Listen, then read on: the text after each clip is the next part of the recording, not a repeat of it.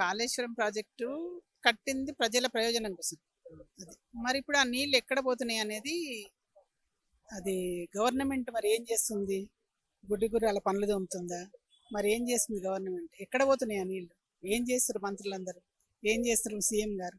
మరి వాటి గురించి మరి ఎట్లాగో మరి చట్టం కూడా ఉంది కదా! మరి ఎక్కడ పోతున్నాయి ఆ నీళ్ళని? దాన్ని మీరు వ్యవసాయానికి ఎందుకు రాణిస్తలేరు?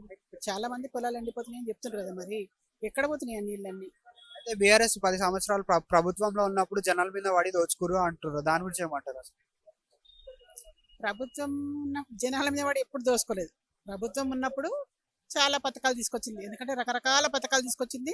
రకరకాల పంటలు, వరి పంట ఒకటే కాకుండా రకరకాల పంటల్ని మన కేసీఆర్ గారు ఏమంటే జామ చెట్లు అంటే, నిమ్మ చెట్లు అంటే, ఇంకా పంట మార్పిడి అని, ఈ శనగలు అంటే, ఇంకా వేరే మార్పిడి పెట్టండి పంట కొనుక్కుంటే ఢిల్లీలో కూడా మనం ధర్నా చేసినాం కదా. టీఆర్ఎస్ పార్టీ అప్పుడు ఢిల్లీలో కూడా కొనుక్కుంటే ధర్నా చేసింది. మరి మీరు కూడా చేయాలి.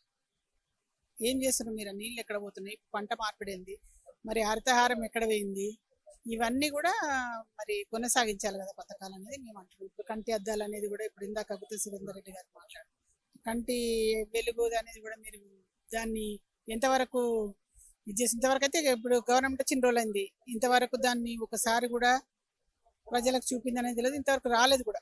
సరే మీరు క్యాంపులు అనేది పెట్టాలి కదా. మరి ఎక్కడ పోతుంది ఈ వాటర్ అంతా? ఎక్కడ పోతుంది అనేది మరి గవర్నమెంట్ ఏం గుడి నిద్రపోతుందా అనేది మేము అడుగుతున్నాం. మరి నీళ్లు నియామకాలు అనేది ఒక మన తెలంగాణ వచ్చింది తెచ్చుకున్నది కూడా నీళ్లు నియామకాలు. మరి నియామకాలు కూడా ఎక్కడ పోతుంది? నియామకాలు మీరు ఏ వర్గాలకు ఇస్తుంది? ఇంతవరకు ఏ వర్గాలకు ఇచ్చారు? ఇప్పుడు ఇంకా ముందు కూడా ఏ వర్గానికి ఇవ్వాలనుకుంటున్నారు అనేది కూడా మీరు కొంచెం క్లారిటీ ఇస్తే బాగుంటుంది. అవన్నీ కూడా మీరు మేమేం అడుగుతున్నామంటే ఇప్పుడు ఇప్పుడు ఏ ఏ వర్గాలకు ఎంత నియామకాలు ఇస్తుండ్రు, ఎంత పర్సంటేజ్ ఇస్తుండ్రు అనేదాన్ని మీరు ఒకసారి క్లారిటీ ఇస్తే బాగుంటుందని.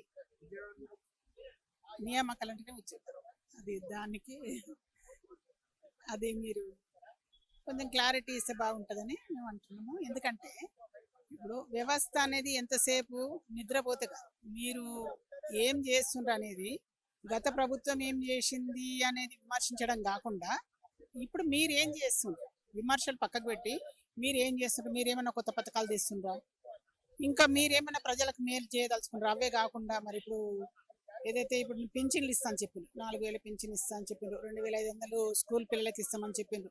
మరి ఆ 2,500 ఇచ్చిండ్రు? ఎవరికన్నా ఇచ్చారు? ఏ ఒక్కరికన్నా ఇచ్చారు? ఇప్పుడు గవర్నమెంట్ వచ్చిన రోజులైంది. మరి వెహికల్స్ ఇస్తా అన్నారు, ఏది కాలేజీ పిల్లలకు. ఏ ఒక్కరికన్నా వెహికల్ ఇచ్చిండ్రా?